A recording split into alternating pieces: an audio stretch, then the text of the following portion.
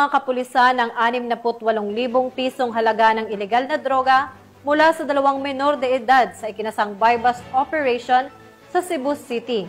Yan ang tinutukang balita ni Patrolwoman Annalyn Canoog.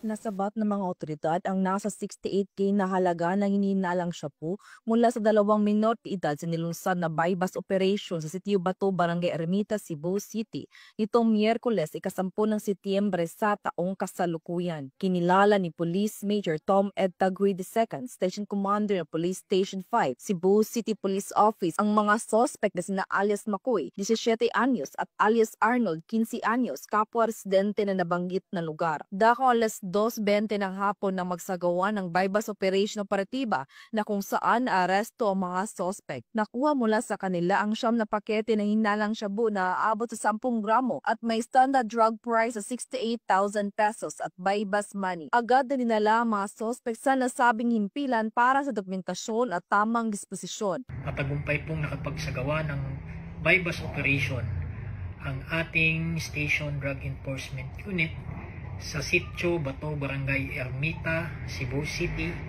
nitong alas 2 ng hapon, September 10, 2025. Sa nasabing operasyon ay naaresto ang 2 menor de edad. Muling pinapaalalahanan ng Carbon Police Station 5 ang publiko, lalong-lalo na sa ating nakasasakupan, partikular sa mga kabataan at kanilang mga magulang, na iwasan at labanan ang tukso ng paggamit at pagbebenta ng ipinagbabawal na gamot.